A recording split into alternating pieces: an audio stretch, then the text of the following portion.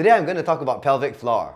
I know pelvic floor is mostly talked about for pregnant ladies exercise, but anyone who wants maximum exercise performance with minimum injury risk should be concerned if their pelvic floor is not working well. I'll explain why. For pregnant ladies, definitely pelvic floor is really important. Okay, the research is such that about 30% of people cannot actually feel pelvic floor contractions. That means that they don't even know if the pelvic floor is working or not. And if pelvic floor is not working well, pregnant ladies tend to have more risk of back pain as well as urinary incontinence, right? You can't hold back pee. And also the average labor time for women with good and poor pelvic floor function was also studied, and women who have poor pelvic floor function on average have about 40 minutes longer average labor. So for pregnant ladies, training your pelvic floor really important. But for men and for ladies who are not pregnant, the pelvic floor is also important because it helps to protect the spine. You probably know that when people are going to exert really heavily, or they're going to lift something heavy, or they're going to move very fast, they will breathe in into their belly and their waist. And this air in the belly and waist is like a car tire. Okay? The car tire is full of air and it's very stiff and firm.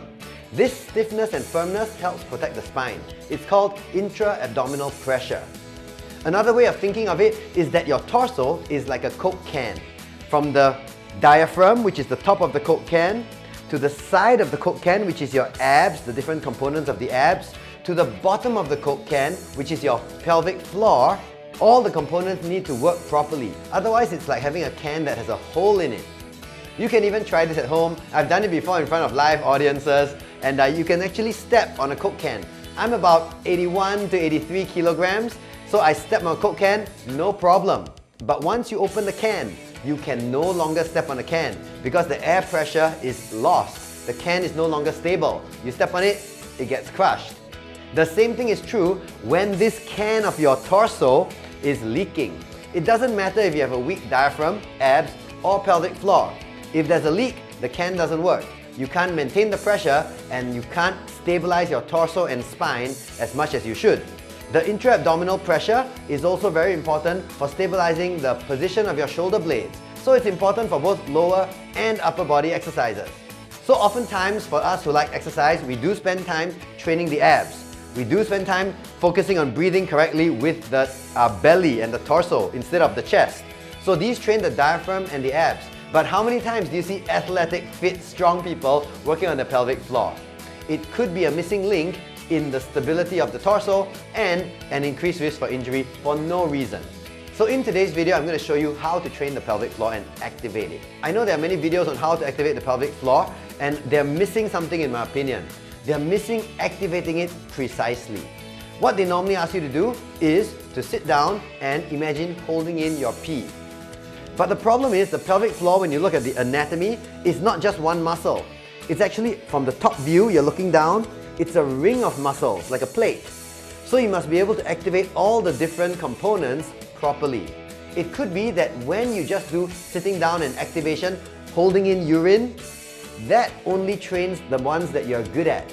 There could be angles which you are not good at, and that could still be allowing you to have a weak pelvic floor. Also, sitting down is a relatively easy posture to activate the pelvic floor in. For us who are more interested in injury prevention or exercise or sports performance, we want to be able to do it in the harder posture, which is standing up. Okay, so sitting down is fine if a woman is, third trimester, very big, very heavy, very uncomfortable to move around too much. No problem, activate while sitting down. So instead of just sitting down, we're going to do this standing up, which is a more athletic, more useful, functional posture. And also we're going to try and activate 4 quadrants of the pelvic floor individually. The front left, front right, rear left, and rear right. Okay? Now you will be able to see which quadrant you have weakness in. You won't be able to feel that contraction. And so you can spend more time or do more reps on the weak part.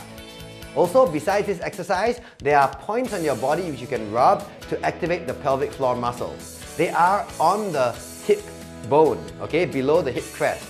Right here, I'm going to show you now. The place to rub is below your hip bone, about here. You can feel there's usually like 2 small notches here. Somewhere around there, just rub this general area and it helps many people to activate the pelvic floor. Do it for about 15 seconds, gentle rubs across the skin. The best time to do these exercises is in between sets or as part of your warm-up. So, because it's an activation exercise, you want to activate the muscle and completely relax in between. This will teach your brain to turn on the muscle. If you just hold it and squeeze and never relax, to the brain that could be seen as one rep only.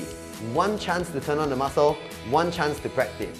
But if you're going to do activation, you want to activate, completely relax. Activate, completely relax. You do many times, then the brain gets to practice turning on the muscle many times. Also, when you do this exercise, when you activate, you squeeze for about 2 seconds before you relax. So this will give you the time you need under tension. The muscle is activated and you need this to build the muscle itself. But you also do it multiple times with complete relaxation, and this gives the brain the chance to turn on the muscle many times. So now to activate the pelvic floor in the different quadrants, you want to stand in a lunge or semi-lunge posture. From this position, you can put your weight, of course, slightly more to the front leg and slightly more to the back leg. When you change legs, again, you could put your weight more to the front leg or more to the back leg. When you put your weight more to the front leg, you are activating the front half of the pelvic floor more. Also, the thing you're thinking about can change slightly. I'll demonstrate, okay? So let's say I wanted to activate my left side, front, left pelvic floor. I would put my left leg in front, I would put more weight onto the left leg, the front leg, and I would imagine I have P and I don't want to let it out. So I will imagine holding in the P. Alright, relax. Hold in the P, relax. Hold in, relax. Now, I could also do my right side rear leg. So I would shift my weight to the back, but now instead of holding in P, I would actually try to hold in a fart. Okay, you want to pass gas, but you don't want to let it out. Hold in the fart. Relax. Hold. Relax. Try not to use your butt muscle, okay? This is not butt training. You're trying to use the pelvic floor muscle in between your pelvis right here. So if you feel your butt contracting, try to focus more on the pelvic floor, okay? Hold in the fart. Relax. Hold it in. Relax. With your weight more on the back leg. Now, of course, after that, you'll change leg. Now I'll be leaning forward, putting more weight on that front leg. Hold in the P. Front leg, hold in P, lean back, weight on the back leg, hold in a fart. Okay? So in this way, you will be able to get all 4 quadrants of the pelvic floor activated in a more precise way. And you can probably have a feeling of which quadrant you yourself might be a bit weak in.